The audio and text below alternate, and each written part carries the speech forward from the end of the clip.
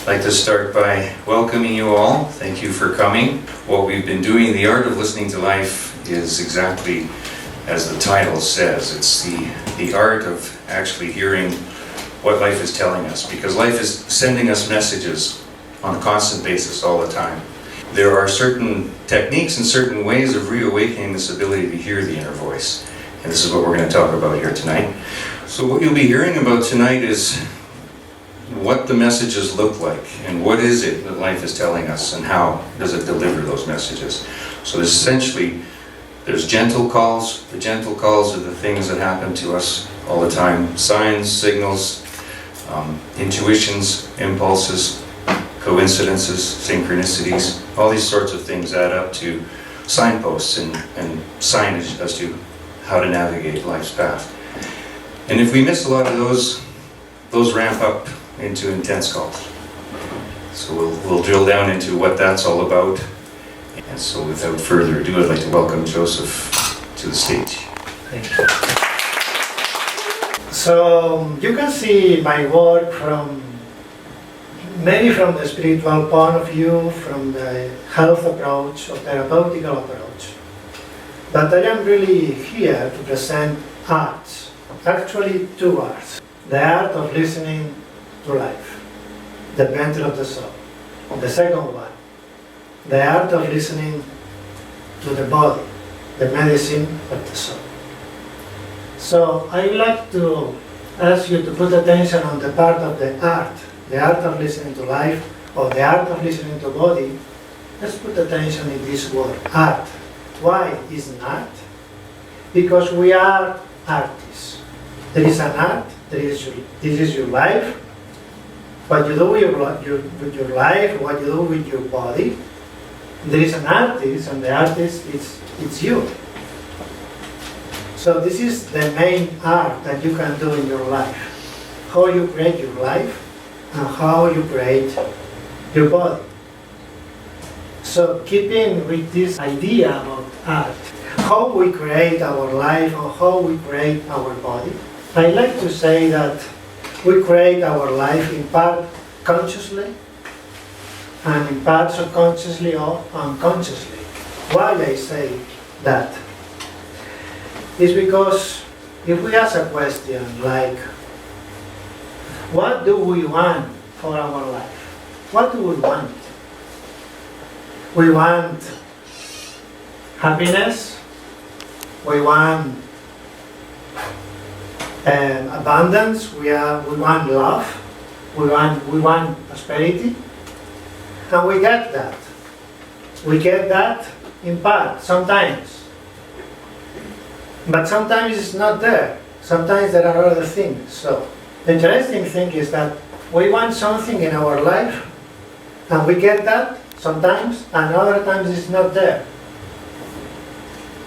So we are creating part of our life consciously, and part is subconscious or unconscious. And we are going deeper and deeper on this concept. So I can ask the same question for your body. What do we want? What do we want for our body? We want wellness, feeling well. We want pleasure. We want health. And we have that. We have that in part. In part, we have that we want. So consciously we want health, we want happiness, we want abundance, and we get some, but some part is not. So this is a clear distinction about how we create our life, in part conscious and in part subconscious or unconscious. So let's go deeper here. How can we create what we don't want? When we create something that we don't want, we have to ask questions. I like to say that what happened in your life, I like to call it scenario, your scenario. I mean, the scenario is what your life is going on. So when something happens in your scenario that you don't like it, that is telling something about you. And again, looking at your body, when something happens in your body that you don't like it, is also telling something about you. I mean, it's clear. Marcus could interrupt me anytime, because this is my first speech in English. Yeah, he's doing it. Woo! So, please, Marcus, help me with language. You're doing good. You're doing good yourself. But he helped me with the book translated, or help me with my English. So, what I am saying is, there is no one out there that is responsible for your body. And also there is no one up there which is responsible for your life. I mean, can be easy for us blame someone else that bad things happen to me. It's not my fault. I am nice, wonderful, good person, and someone else is doing bad things to me. So I can play victim if I want. But let's go deeper here, because this is the art of creating your life. So let's see how we create our life. But even if I play victim, like I blame someone else what is happening in my life, it's very clear also that I am the only one who is responsible for how I am experiencing that. So we are getting our power. And also with our body, it's clear that no one else out there is responsible for my body. So when something happens in your life that you don't like, or something happens in your body that you don't like, you have to ask yourself some questions. And this is the part of listening to, the art of listening. What I am saying, that when something happens in your scenario that you don't like, is giving a message to you. And when something happens in your body that you don't like, let's say discomfort, as physical symptom or an illness, it's clearly saying something about you.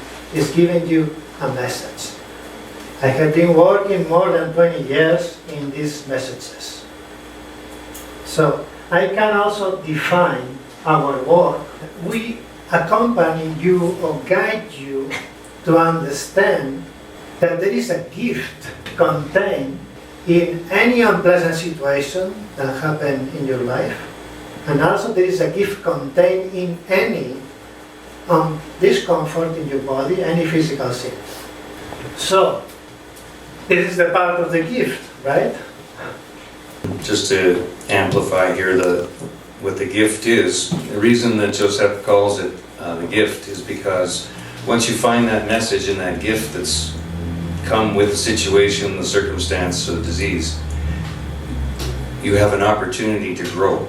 And it's the personal growth and the personal evolution that is the gift. So let's find the gift, right? So this process of finding the gift has 3 steps.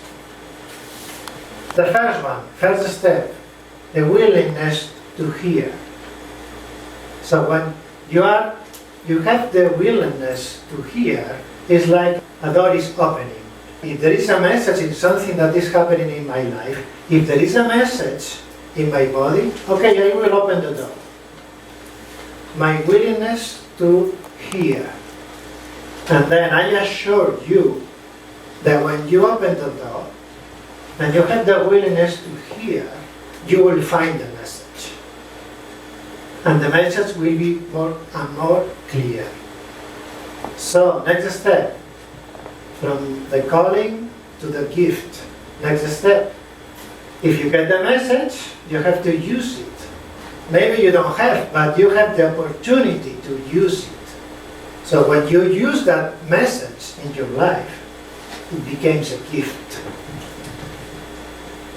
So let's go deeper, even deeper here. Again, anything that happened in your life, or anything that happened in your body, anything, brings you the opportunity to be aligned with what is happening. I like to say also that brings you the opportunity to say yes to say yes to everything that happens in your life. Because the normal thing is you say yes to things that you like, and you say no at other things that you don't like. But what I am saying is, especially here, in that places that you don't like, there is a gift. So if you find the gift there, you can say yes to everything that happens in your life. You can embrace life. So, when I say that anything that happens in your life, or anything that happens in your body, brings you the opportunity to be aligned, I will explain better what I mean by being aligned. Because that concept of being aligned will make us understand how we are unconscious creating our life, how in part conscious and in body consciousness. How we create that we call like an illness. And also you will understand how the different system of health, therapies of medicine works. And that will give us the opportunity that they can work together. So in this wonderful body that we enjoy, or at least we have the plan to enjoy, we are here in this body, in the human body, to enjoy life. This is a gift, right? So in this wonderful body, amazing body, this body contains the creative intelligence of the universe. Is here, is in our body.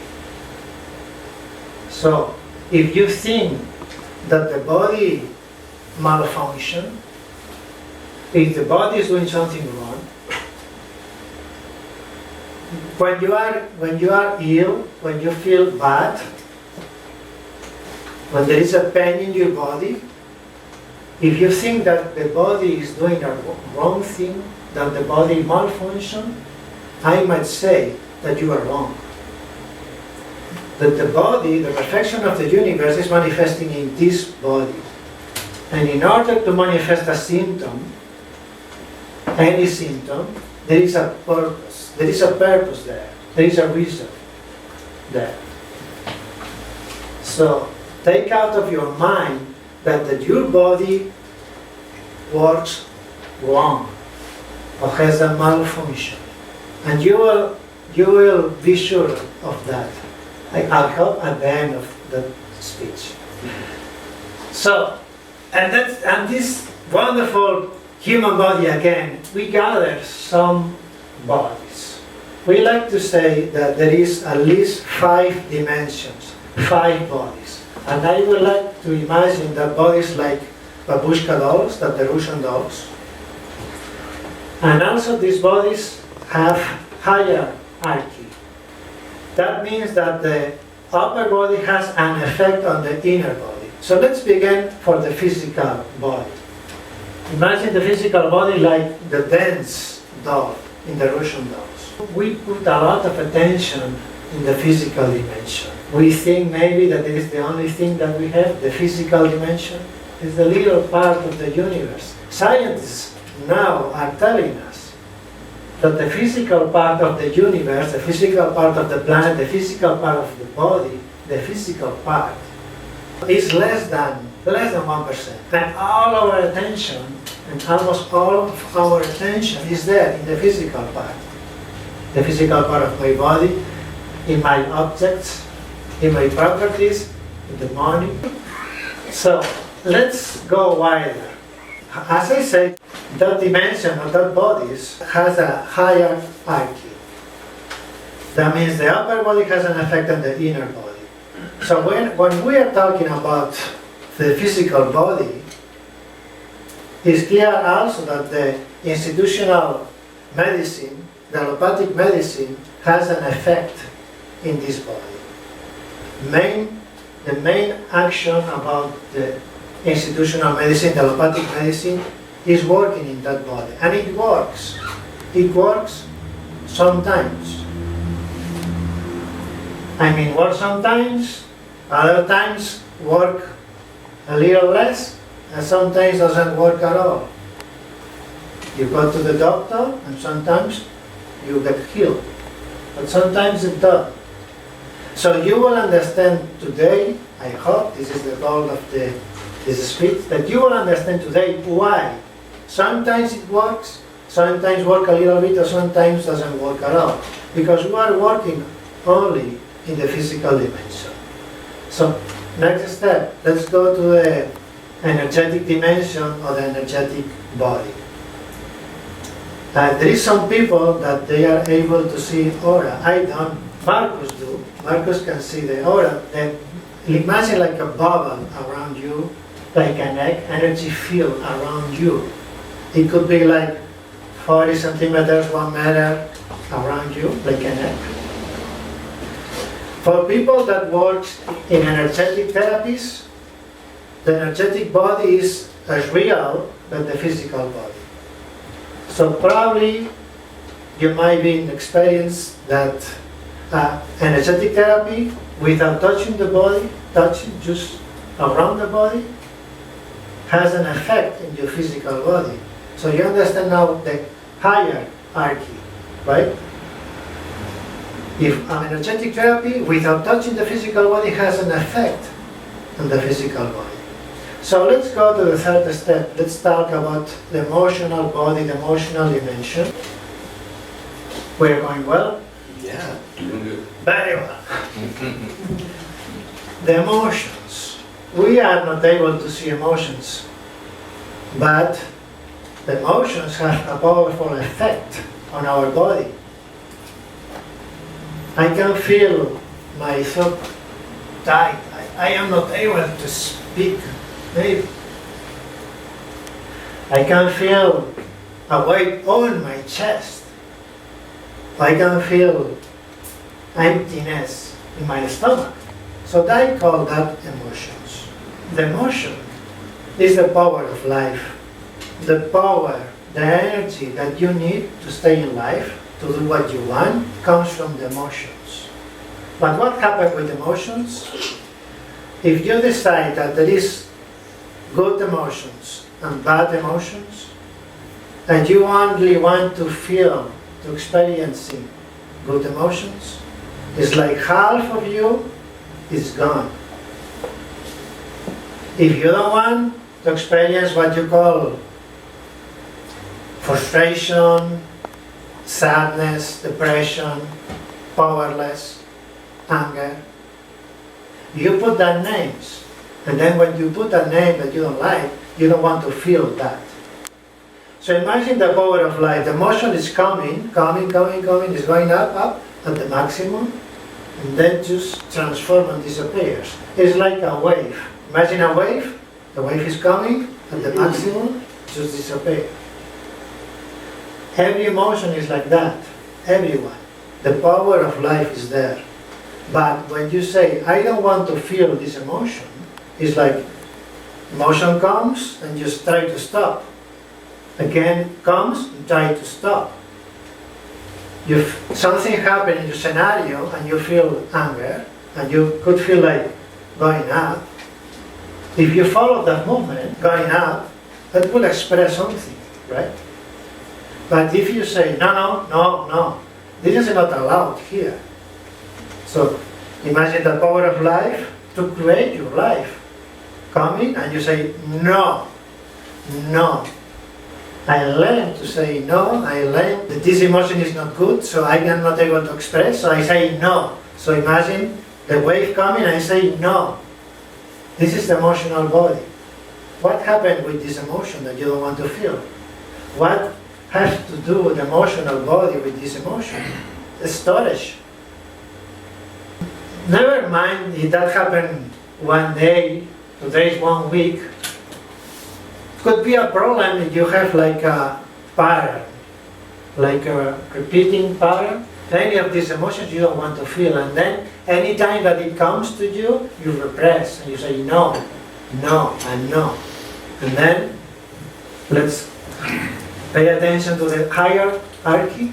The emotional body say no, it's keeping there. It will have an effect to the energetic body, and finally it will have an effect on the physical body. Our physical body is under the effect of the physicality. What does it mean? That the organs, the bones, the tissues, the muscles has some kind of resistance. And when you go beyond the resistance, I mean emotion that you don't want to feel, that is stress in your body, it will go to somewhere in your body. It depends on the emotion, it depends several things that I will explain later. It will go to some place of the body. And when the resistance of this place of the body is gone, if you go beyond that, a physical symptom will show up. So I am explaining how we are subconsciously or unconsciously creators of our symptoms. We don't want to have a symptom in our liver, right? We don't want to show anger, for example, and then maybe the anger is stories at the liver. So we don't want to have any symptom, but we are doing it subconsciously. So let's go to the next dimension. If you think that you feel emotionally bad and you have no choice, I might say that you are wrong. Because just before that you feel emotionally bad, one step before, you are perceiving, defining, and naming your reality. I am talking about the fourth body, the fourth dimension, the mental dimension. We can define that mental dimension as your belief system, patterns, filters, ways that you perceive life. And then again, before that you feel emotionally bad, one step before that you feel emotionally bad, you have to perceive and define and create your reality. We live in our mental dimension without noticing mostly of the time. We live there without noticing. I mean, imagine that the door opens or something happens in your scenario, and you have like an instant, in a second, less than a second, you define, you perceive, define, and name it. And when you name it, it became real. I am explaining how you are a creator of your life. How you create that? Something happened in your life, something happened in your scenario. I have to say that the things that happen in your scenario doesn't mean anything at all. Doesn't mean anything at all until you perceive, define, and name. There is no one out there doing that. What I am saying, that the same thing that happened in your scenario, the same thing, you can define and name it like an opportunity, a challenge, a good thing, or you can define as a terrible thing. You can define the same thing as a bad thing or as a good thing. Let's put a couple of examples. You lost your job. Is this an opportunity or is this a terrible thing? And it's clear also that if you decide, you define this as a terrible thing, you have no choice. You will feel emotionally bad. I am clear with this? So this is the power of the mental body, how you create your life. You create your life defining what is happening there. And you name, and you define and name it unconsciously. You put a name, and you are under that effect. You put a name, this is a bad thing. Really, you don't know. We have no idea. Really, you don't have an idea about that thing be at the end good or bad. But if you name it like, you define it like bad thing, so imagine what happened with your bodies. The mental body has an effect on your emotional body, the energetic body, and the physical body. So let's go to the 5 level, the 5 dimension, the spiritual one, spiritual dimension. And to make it simple, I would like to say that anything that happened in your life or anything that happened in your body has a purpose, has a sense. And when you find out that sense, that purpose, you became aligned.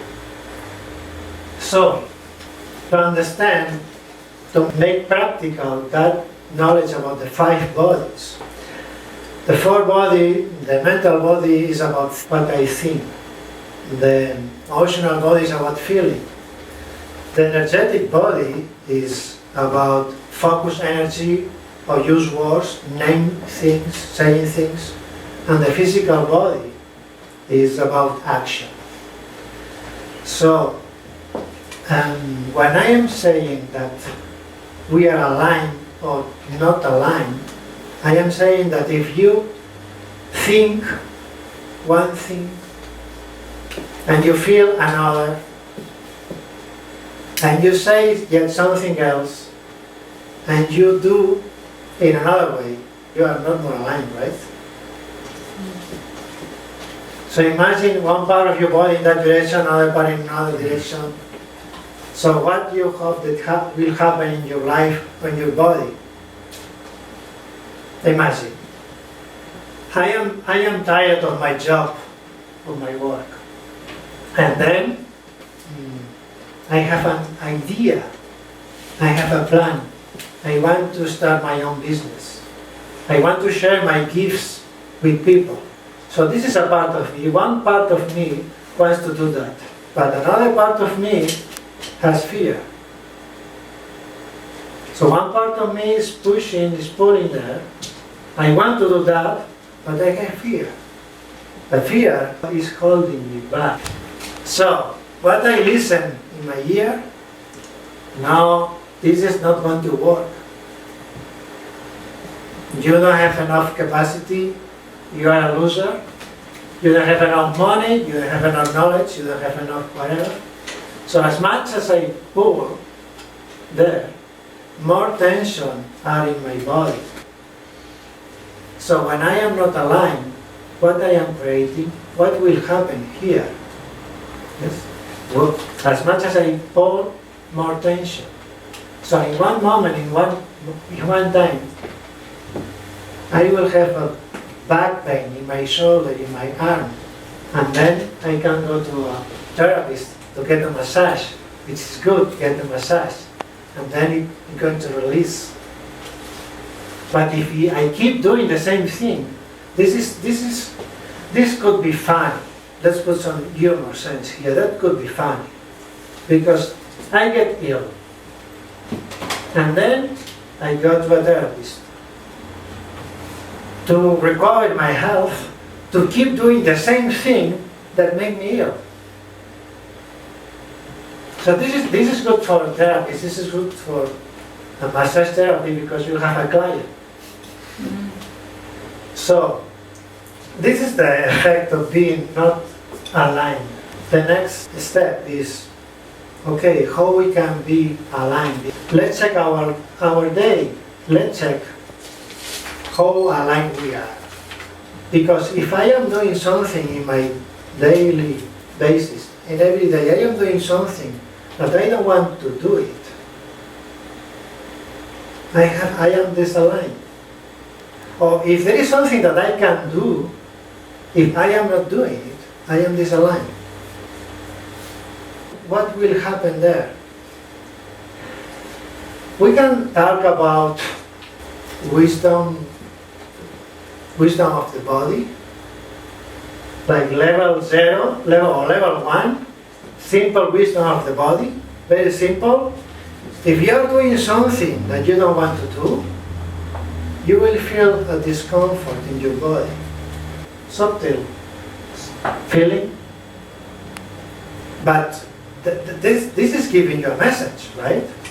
You are doing something that you don't want to do, and you will feel something in your body. So you can pay attention to this. You can get that knowledge of your body, you can ignore.